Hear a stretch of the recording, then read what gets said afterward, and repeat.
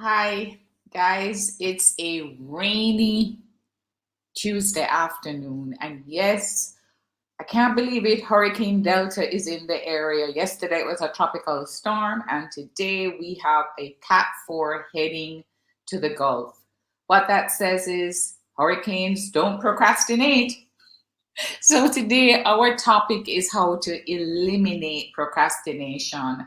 And so many of us, when I ask clients, what's one of the things that you know is a habit that you need to break? And everyone tends to say to me, procrastination. Absolutely one of the top things. So welcome. And I'm so happy that you have joined me, even though it's raining and, very bleaky.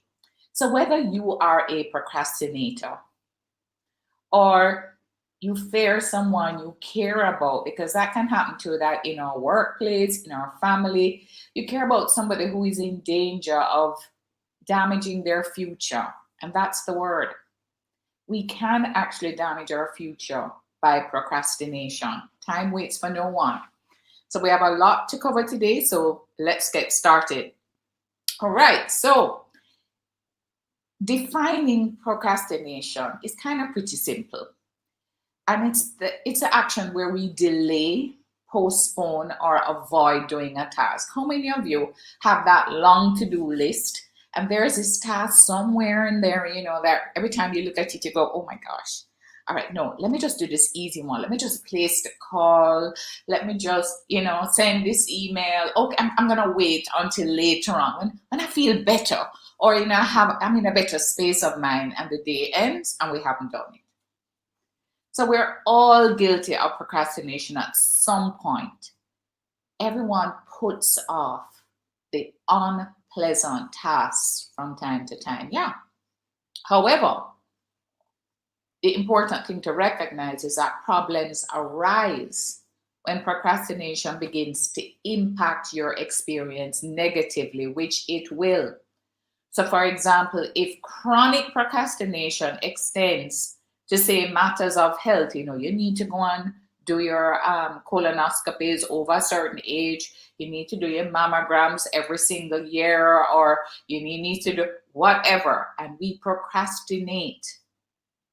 That can extend to matters of your physical health and also for self improvement. You know that you need to do a course in this, you need to upgrade your skills in Office, or you need to learn how to use Zoom or whatever. So you may be at risk of adverse outcomes as a result of this chronic procrastination. So let's take a look at some of the signs and the common reason for procrastination and how to get the job done, because that's the thing that we have to look at.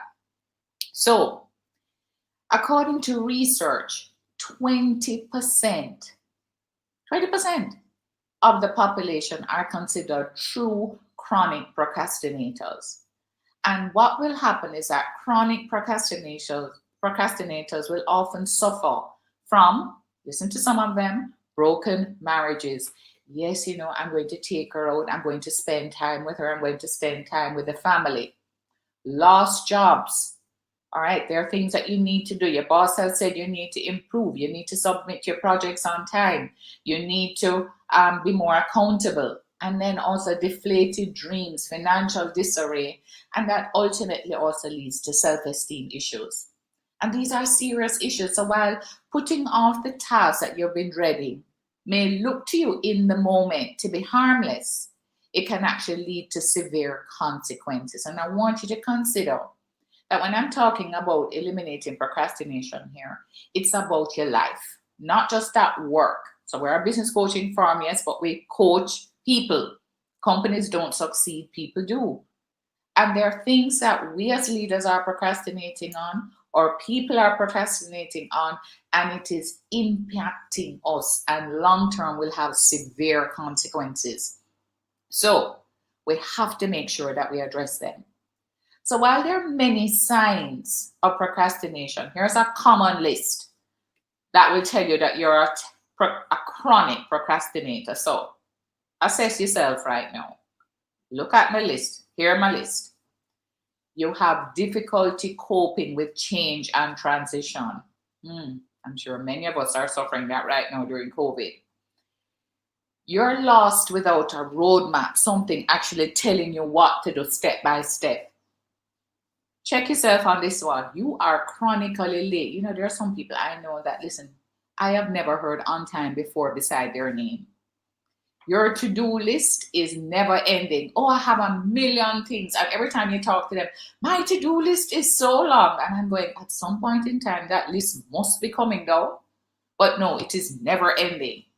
And you're focused on non-essential office work instead of what needs to get done. You know, I posted yesterday on Facebook that Jesus didn't have a problem with his schedule. That's because Jesus focused on what was important, and anything else that was not important, he just didn't do.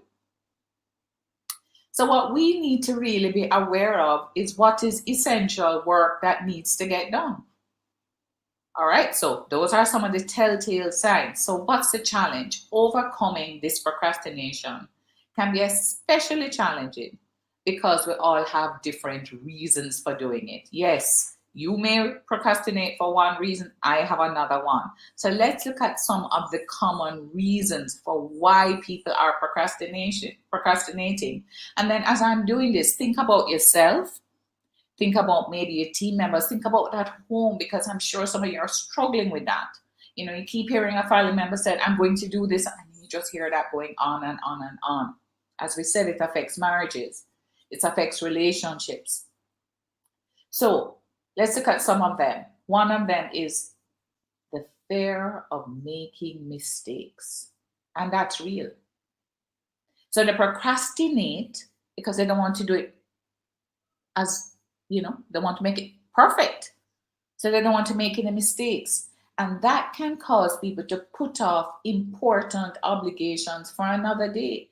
Very important things that they should be doing now, they keep putting it off because they don't want to make a mistake. And perfectionism may seem like a good quality, but it can be quite detrimental. Decisions that you need to make quickly. And by the way, especially in leadership, you cannot be a leader who is consistently procrastinating and all over the place and can't make a decision. Right? So perfectionism often is confused with having very high standards. However, if you have these perfectionism standards, they're often unrealistic as well. So procrastination can occur as a result of thinking such a standard will never be achieved. And so you believe that to do the task, it has to be at this level. But you procrastinate because I just don't believe I can get to that level, or it is going to be this perfect for me to do it. And so as a result, you don't even try because you just don't believe that I can do it to that level. Let me tell you something. You just do the best you can and move. Just get it done. Do not sit down and wait for it to be perfect. That's never going to help you, right? The other one is fear. Fear is a deep-rooted cause of procrastination. You may not realize that. And that fear is a fear of failure.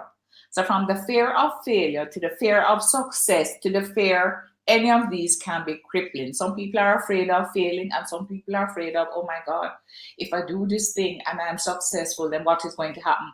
All these people are going to be, I'm going to become too visible. Look what happens when people become public figures and everybody knows them. I prefer to just stay in my corner. So either fear of failure or fear of success, and either of them can be crippling. So for many people, the idea of failure can be devastating. And this stems from a view of failure as if failure is a final result. And I want you to get that point. People see failure as a final result, but instead of looking at failure, you know, John Maxwell, I'm a John Maxwell leadership coach, and one of the things he said is fail forward. You know, and then he has, you know, sometimes we win, sometimes we lose. What that means is that, listen, folks, you have to try something to gain something. So trying something, Thomas Edison, he created a light bulb, but it was on his 10,000th attempt. And all that he said is, I just learned 9,999 ways how not to make a light bulb. So we have to look at failure not as a final result, but it's a stepping stone to getting to the outcome that we want. So failure is seen as a permanent stain on one's reputation, causing self-esteem to take a significant blow every time an objective isn't achieved. And that's probably happening sometimes to you. That's something that you didn't work out so well. And so how you take it on is that you take it badly. You feel it's a stain on your reputation because guess what? Out there I failed and it was so public and everybody knows. And so it affects your self-esteem. And that's a lot of pressure. If every time you do something, you go through that. So what are you afraid of? Think about it. Another reason is lack of motivation. And motivation is related to your expectation. So a lot of procrastinators often think that they must be fully motivated to begin a task.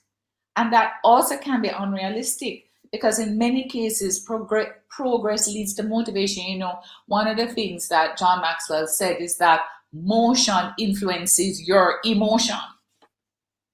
So instead of waiting on the emotion to impact your motion, he says instead, motion leads to motivation, because when you act, you ever notice how you put out something and then the moment you start on it, yeah man, you feel good because I did this, and you now start to actually get pieces of the thing done so you feel more motivated to move forward. But when you just sit down there and don't take any step, then you're not going to feel any motivation. So instead, just move ahead with it. So lack of motivation in many instances is what can cause a project to not get underway. Is for you to not. It's like writing a book, writing a proposal. You don't have the motivation to do it, but you have to start. You actually have to start somewhere. All right? Another one is lack of interest.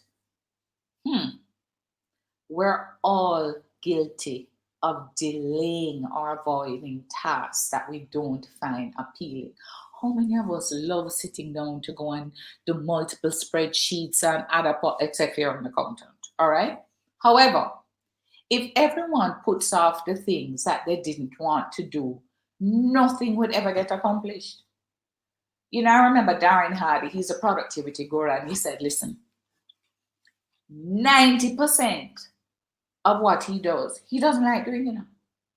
But he does the 90% of what he does, he doesn't like doing, but he does it so that he can enjoy and really like, because he 10% of what he does, he absolutely loves and gives him the greatest results. But in order to do so, which is to get on stage, to talk to people, to influence people, but he don't like the traveling. He doesn't necessarily like all of the setting up for these events.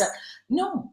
And all the videotaping, all of that he has to do for his business. But he does it so that he can totally revel and enjoy in that 10% that he really loves. And so we're all guilty of this. And life is not about always everything being fun. So there's some things that we're going to have to do which we don't like doing. How many of you like changing diapers for your kids? You don't. But if you don't, I'm sure that you won't be happy with the outcome. So from changing the diapers of your kids to filing paperwork, so much. I look in some people's in-trays at work and it is astounding. It's like climbing the walls.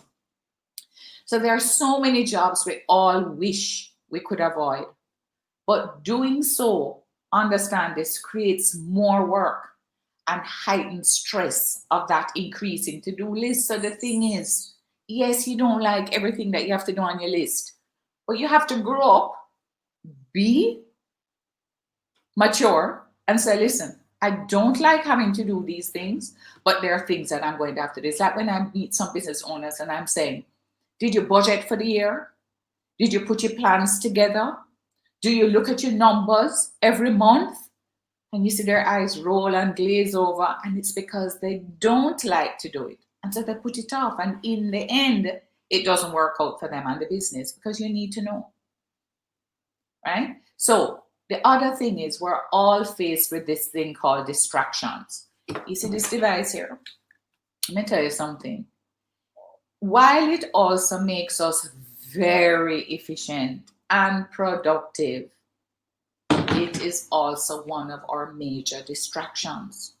So from email and social media, because I can tell you now, they tell you that the average person must pick up the phone 14,000 times for the day. And you look at it, because we pick up the phone even when there are no sounds being emitted. There is absolutely no reason to pick it up, yet we're swiping up and opening something just to check if something came in. Because we are junkies for our phone. But what we have to do is recognize that from email, social media, all these apps, which are at our fingertips, many times they are to blame for the distractions that do not allow us to focus on the things that are important.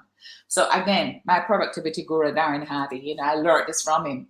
And one of the things he said was, listen, there are few apps, certain of those social apps he doesn't put on his laptop. So when he's working at work, one of the things he does is he takes his phone and he puts it in another room, totally different room. Then on the computer, the laptop that he's working on, he doesn't have any apps that will distract him. Another thing as well, folks, and I highly encourage this, from he taught me that, I hear people saying, why you don't put WhatsApp on your laptop? And I'm saying, why? Do I need another ping? Do I need another message popping up? Sometimes I'm doing a coaching session with a client, and when I ask them to share their screen, all that I am seeing, guys, is all these little things popping up at the bottom and this message coming in and that message. I'm saying, hold on. When you go to work, when you go to do a task, cut off all, I close down all the browsers, I close down everything except what I'm working on, because by you keeping it open, what you're saying is, well, just in case I get a message, so what? Let it wait. Before phones, what did we do? Before all of these apps, what did we do? We waited, folks. So do not allow these distractions and people, not just the devices, but also people. I said to some people, when you're working on something, put up a sign. Don't take the phone calls. Tell people you're working on something or you're in an appointment. I always say to everybody, have an appointment with yourself. All right? So keep the distractions away from you. So now that we have a better understanding of what are the common reasons as to why we procrastinate, so let's talk about how we're going to overcome some of these bad habits. And I started to tell you already. So if your tendency to procrastinate is related to one of the first ones, which I said is what? Perfectionism, you may need to consider your mindset. There are things that you're going to have to be responsible for, and your mindset is one of the things that only you can control. So the fear of making mistakes is sometimes associated with having a fixed mindset instead of a growth mindset. And fixed versus growth, you must read this book by Carol Dweck. It's called Mindset, The New Psychology of Success. And in her work, she explains that those with a fixed mindset believe this, folks, that their abilities are set in stone. So from whenever I learned whatever, at a certain age or time, it's done there. There's not more I can learn. So they only focus on their current intelligence or talents, thinking more cannot be developed. My late mother, who just passed 2 weeks ago, I'm going back through her things, and I remember after mommy put us through school and everything, my mother had not sat CXC English. And at age 65 or whatever, she went back to school in the evening just so that she could do her CXC English. Because mommy said, yeah, I'm old and I'm retired, but guess what? I still want to improve. And she went back and got her CXC with a B+. So if you have that kind of mindset which says my abilities are now set in stone, then thinking more cannot be developed. This mindset is going to hinder your ability to grow. And that is why when we say, the people who are sitting on this session today with me, you are on this session, you are in this lunch and learn with rain falling and everything else. Why? Because you have said, listen, there must be something that she's going to teach me that I can learn. You don't have a fixed mindset.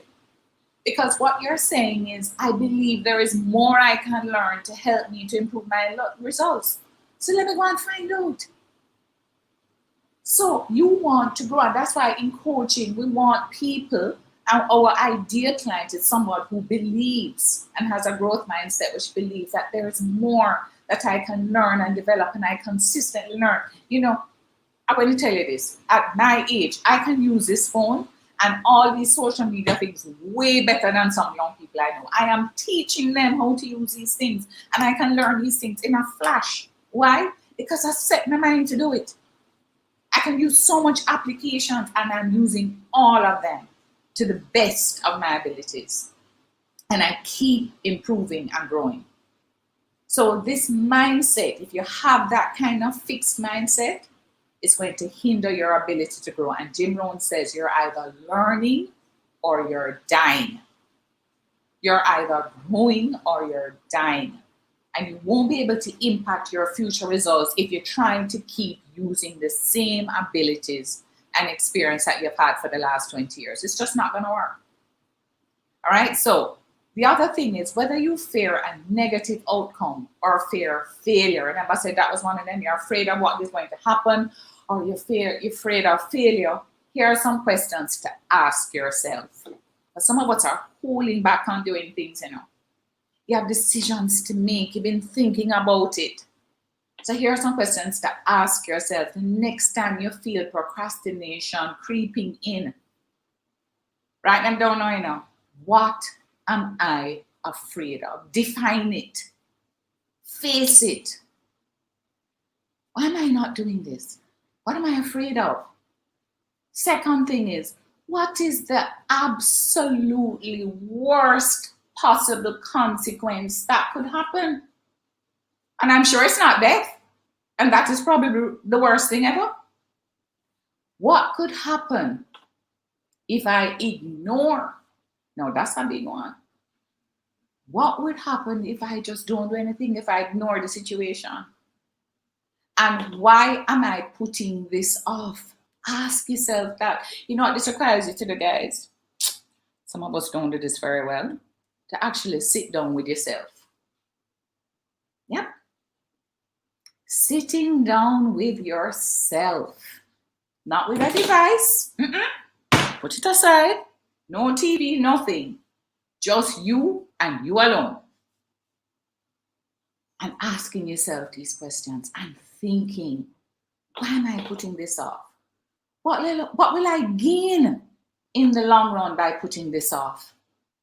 How often do people actually die from doing this? Has anybody ever died from doing the task that I'm so afraid of doing? Am I trying to convince myself of something that is not true? Because that's your excuse. Some of us are scared of the process that you have to go through. You know, some of the clients, when they come to me and they say they want coaching, and then they ask, so what is coaching going to involve? I say, you're going to have to turn up every week. You're going to have to read the books. You're going to have to take the action. You're going to have to do this, do that. And then you're like, your eyes are glazing over when I'm saying, listen, yes, the process may sound like a lot, but work once, get paid forever. Do it. Learn. And remember, they're scared. Am I scared of the process or the result? Which one? Can I handle the outcome, whatever it is? Am I trying to protect myself from a certain outcome? Remember I said some people are afraid of success. And am I actually scared? Or was I just told by someone that this was scary? You know how much times people don't do things? Like I used to be a scuba diver. So when I was at my first degree, believe it or not, was in marine zoology and ecology, right? Zoology and marine ecology. So I used to have to scuba dive. And I was not afraid of it. I'm a sea baby. I love it. But there were people who were told all sorts of things about if you go scuba diving, what's going to happen to you. And they were so afraid to do it. So am I actually scared? Or was I just told this was scary by someone and I took their thoughts and opinion and embraced it and made it mine? So think about that. Now, Let's talk about your list. You know that the to-do list that's growing. You know that you have a list. Your to-do list is kind of like this long. The thing to do with that to-do list is not just write down a whole lot of things. Look at that list and add a specific deadline. Here comes the pressure now. What you need to do is add a specific deadline to each task that is on that list. So wherever you are right now, go and find that to-do list. And I want you, let me just make the slide bigger for you here so you're not looking at me. Right. So what I want you to do is to take that list and write down beside it every single task that is on there. And I mean every single one. Put beside it a very specific deadline by which this task must be done, and then arrange those tasks. So if you say for this task it's supposed to be done this week, and then arrange the list in order of all the things to be done this week and then in the ensuing weeks. So in the order that will help to manage your workload. And I always say, how specific, I see people with their list. This is another tip I'm going to give you. So if you make a to-do list for today, don't set yourself up. I always ask everybody, look at that list that you have done for today. And then ask yourself, put it in a red ink pen beside each task. How long will it take to do this task? Then I want you to add up how much time it takes for all of those tasks.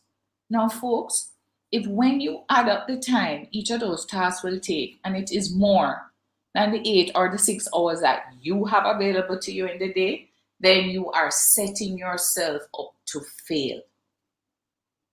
So when you are doing a to-do list for today, put only the tasks on it that you can complete today. It doesn't make sense putting today and you have 24 things which you will never complete. You set yourself up for failure and then you feel worthless because you didn't do it. So having specific deadlines will also help you to build a sense of momentum. So when you say, okay, this is what I have to do, all right, you tick it off. And it will help to build your confidence as you keep ticking off and completing the task. I didn't say this was going to be easy to do, folks, but you're going to have to start. And what we are doing right now has become a habit. Whatever it is that is causing procrastination has become a habit for us. And you're going to have to push yourself by using these tools, by being intentional to move away from procrastination. So having that list, putting beside it the deadlines, sorting it by which ones have to be done first, and then assigning of that task, of that list, what needs to be done today based on the available time you have for the day is a great way to get started. All right, now, nothing fosters procrastination like a large, daunting project. So what we call that, we have a thing called Action List in Action Coach. And on it is, we say, Eat the Frog. And that's a book by Brian Tracy. And that frog is that task, like that proposal or that quotation or whatever it is, some spreadsheet you have to do. Nothing fosters procrastination like a large, daunting project. That frog that you have to eat. And so to avoid becoming overwhelmed and feeling defeated before you even begin, look at the job and break down that tough job, and I'm serious, into bite-sized portions. So whatever the job is, don't just look at it and say, okay, write proposal. No. Or it's a project that you have to do. Write down each step that has to be taken in the project, so to make sure that you actually get it done. Because sometimes we don't start because the task is daunting and we're not really sure how to do it. So the first thing is, before you even start on it, write down all the steps that you need to take to complete the task. And then as you complete each task, tick it off and you'll feel a sense of accomplishment as you begin to see the things falling into place. All right, so I'm giving you some little tips here and there. Now, when it comes to those distractions, I gave you some already. Smartphones are the first things to blame, and I told you what we tend to do. Move the phone away from you. And I'm serious, put it somewhere else. Don't keep it in the same room. Because if you know that that is your weak point, then do that. Also, as I said, close down the browser, close down everything that you're not using on, turn off all the chats on your laptop, remove certain things from your laptop totally so you can just work. So it's crucial to remove any temptation, even the phones. Right now I'm here doing this, my phone is actually unplugged so that it doesn't ring or make any noise and that there are no distractions for me. My phone is on silent. So here are some tips for removing those distractions. I mentioned one already, block certain websites. I remember when I was at Citibank, one of the things they do was that there are certain sites that your laptop could not even browse to. Block certain sites, delete games and apps on your smartphone. Yes, you don't need to have every single app on your phone with a game and stuff that will distract you. Record your temptations and directly address them, right? Whatever they are, deal with them. What are the things that you know throughout the day you have distracting you? And remove yourself from, this is a great one. When you go on a plane, you're told to put your phone into airplane mode. Just do that with your phone. When you sit down to work, put your phone on airplane mode because nothing is going to come in as a result. And if you're going to be distracted by noise, say for example, you're working in an office or an environment where there's lots of noise, then wear noise cancelling headphones. Invest in a pair.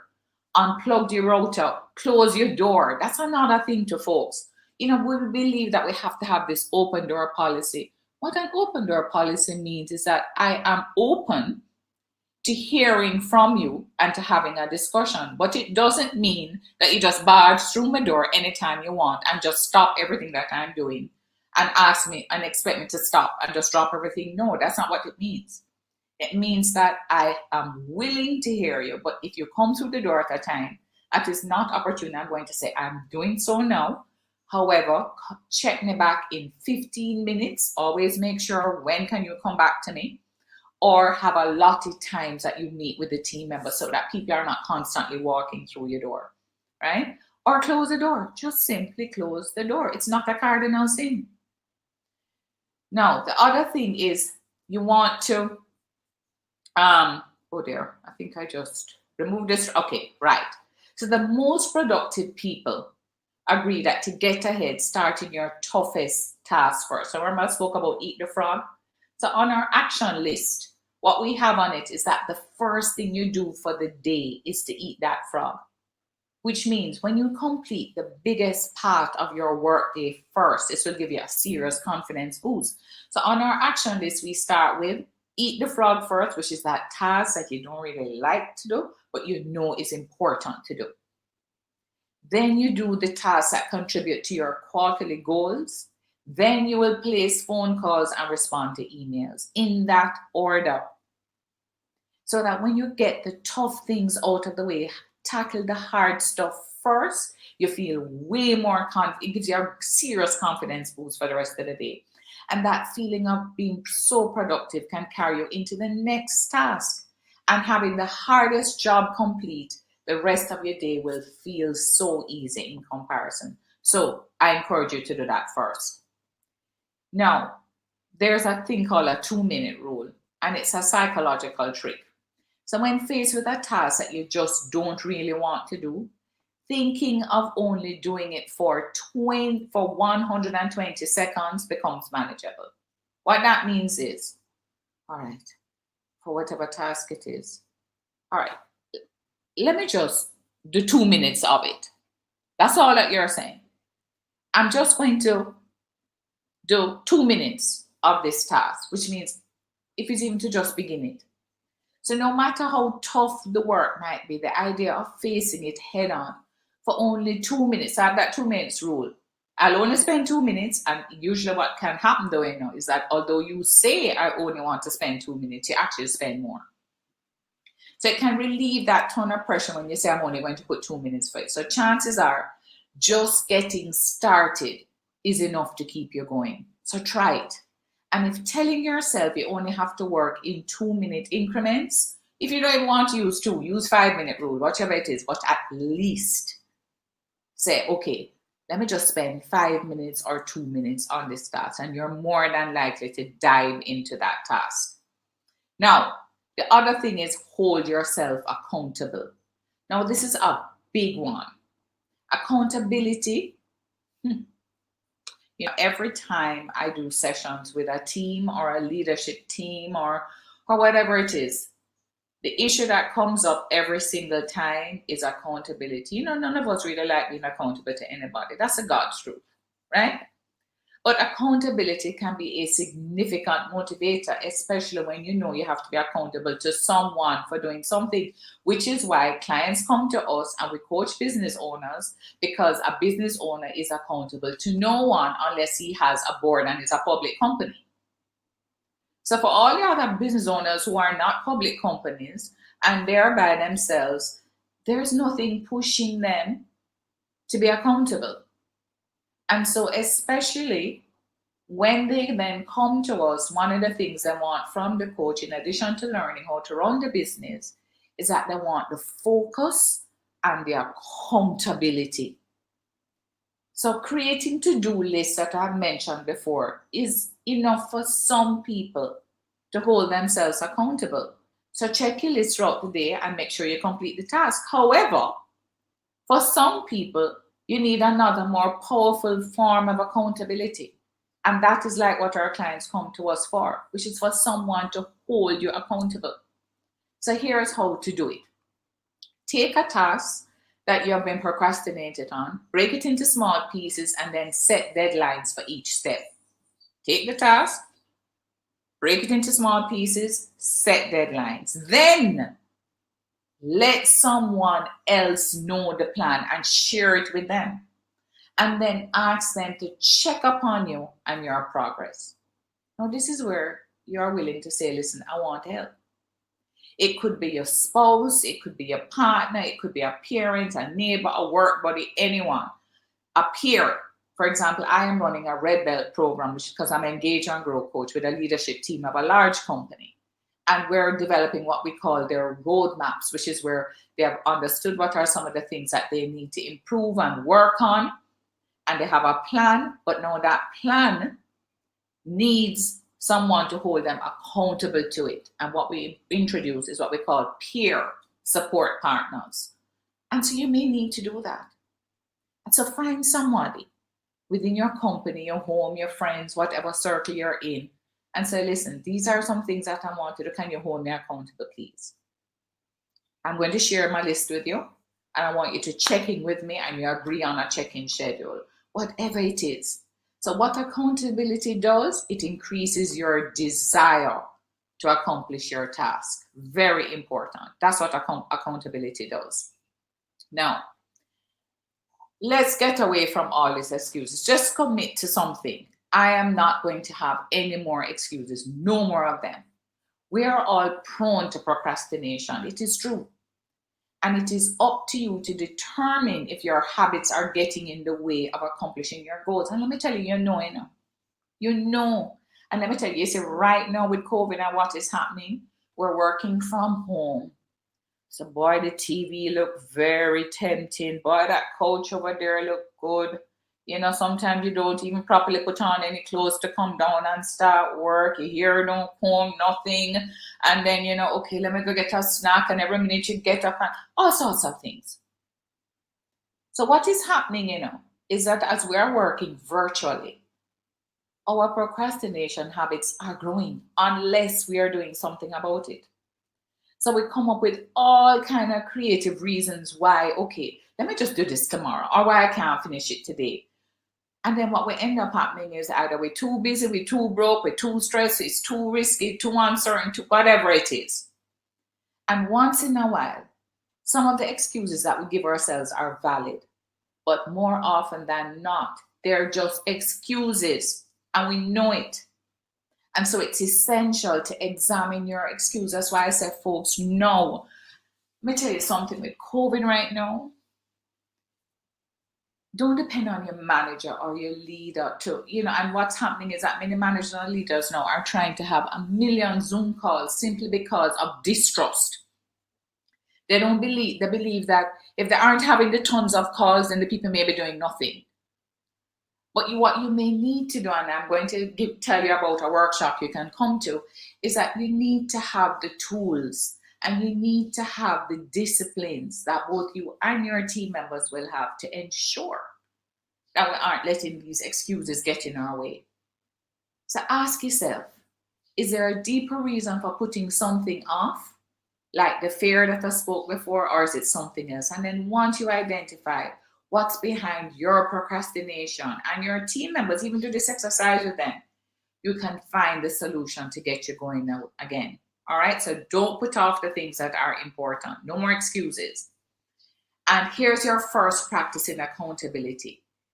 Invite everyone, and I'm going to ask each of you right now to post below, post in your comment box right now, one task that you have been putting it off. So here I'm going to do now your first exercise in accountability.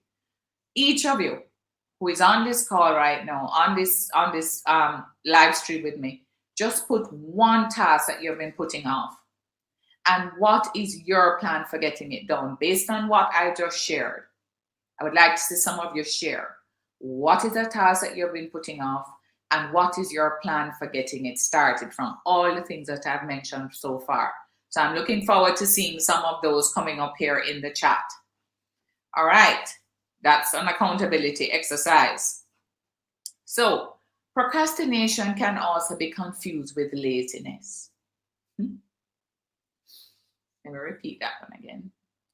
Procrastination can be confused with laziness because sometimes some people are just lazy. But as you now know, being lazy has nothing to do with it most of the time. Remember what I said, most of the time. At the fundamental core, we procrastinate when we allow whatever that emotion is that we are giving to influence our motivation. So I see some people saying getting their book published, nice, excellent. So we have something. So what is the first action that you are going to take to make sure that you stop procrastinating? So at the fundamental core, we procrastinate when we allow emotion to influence our motivations. Remember what I said, John Maxwell says, your emotions influence your emotions. Don't allow the emotion to influence your emotion. Start moving. Stop overthinking how much needs to be done and simply start. So thank you. I love it. I've seen some things, putting off getting my driver's license. Thank you very much. Kanisha says she will start with actively engaging an editor and a publisher. Excellent. So we have to remember what Kanisha is saying is that there are a couple of things that you need to do in order to get this done. So write down the things and start taking action on them, but write down all the things that you need to do to focus on. All right. So stop overthinking how much needs to be done and simply start, and allow yourself to take breaks if needed. So that's the other thing. Don't just think you have to work for 12 hours straight. Take some breaks and keep in mind why task X, Y, and Z needs to be completed to accomplish your goals. So you may need to do some things that will stretch you by saying to someone or saying to your publisher, I'm going to get this to you by this date. So the publisher is now holding you accountable to that date as well. All right. Now, there are many resources that I'm going to share with you guys as a list of resources that you can use, and I'll just send it as some links later on. But one thing I want you to do is to recognize that, listen, just you joining me today was the first step in you saying, listen, I know that I need to do something about my procrastination. I want to get ahead. I want to improve my results. And so you sat with me here for the 40-something minutes. So I hope you have learned how to identify what are some of the reasons behind your procrastination, and that you learned some techniques for breaking through. This one's on the phone. Please, folks, follow that one, right? For breaking through so you can start accomplishing your goals, whatever they are, and to gain the success you deserve. I want you to understand something. Time waits on no one. I said to everybody, we are given 10. You know, the Bible says that, and I give you another 10. So to make that 80 years. And I said to everybody, and including myself, every minute of every day that passes, a piece of my life is going. You can't, people say time management is the issue. It isn't time, it's self-management. Because folks, you can take the battery out of the clock, you can fling away the battery, you can no charge the phone, whatever it is. You will not stop time. Time is ticking away no matter what you do. And however you spend your time and whatever you spend your time on, I want you to realize you've given your life to. And it's a piece of your life that you will never get back. And so the procrastinating that we're doing by giving your time when you should be doing that thing that you want to do, that you're dreaming to do, it's your dream, you've always wanted to, you want to achieve it. And when you procrastinate and you give something else to that piece of your life, remember, you can't get it back. So remember, time waits on no one. So be intentional about it and start today on that goal or whatever it is that you want to accomplish so that you can start getting the success in your life that you deserve. So remember, I said I want to invite you to something. So coming up on October 21st, you see that link that I have on the screen? Let me just make this one bigger now for you so that you can see it. So on my screen, and then I'm going to also put it in the chat. Hold on here so that it is there. Give me one moment. Let me copy this. I'm going to drop it here now, right? Okay, good. So I'm now putting in the chat the link to our upcoming time and productivity workshop. Now, this is an excellent workshop because all of what I've said, if you really want to build the habit, you're going to need the tools to do so. So Coach Arlene Martin on October 21st from 9 to 3 o'clock, which is going to be a Zoom online workshop, but she'll be sharing with you more tips, way more than I share today, as well as giving you some tools and templates that will help you, not just you, help you and your team to become way more productive. So make sure you sign up for this workshop. It is $79 US inclusive of GCT. Click on the link because you'll be able to go there and register for the workshop and make sure that you attend it October 21st. It is important that you take action on getting the tools to help you. There are certain disciplines like that action list I spoke about. You're going to hear about default diaries. You're going to learn about how to do time studies. You have to start doing these things so you and your team can be way more productive. People don't recognize that they're focusing a lot on revenues, but the ultimate name in game in profit, it is profits. Revenues minus expenses equal profits, and people focus a lot on the revenues. But we don't realize that if we are not efficient and productive, then we are costing, it's an expense to the company, and you end up actually reducing the amount of profit that you could make, which is why companies look at how productive can my team be? Where are the areas that we're inefficient, where they're making mistakes, because mistakes cost money and time. All right, so I encourage you, click on that link, register. And I look forward, I know Coach Arlene is going to be looking forward to seeing you there and to actually helping you to get better and to be more productive so that you can achieve your dreams and your goals in your business. All right. Now, remember, these candid conversations and business tips, we have business tips on Tuesdays, which is the one that I give. Now, on Thursdays, this is a collaboration between the Jamaica Chamber of Commerce and Action Coach. Again, both days are.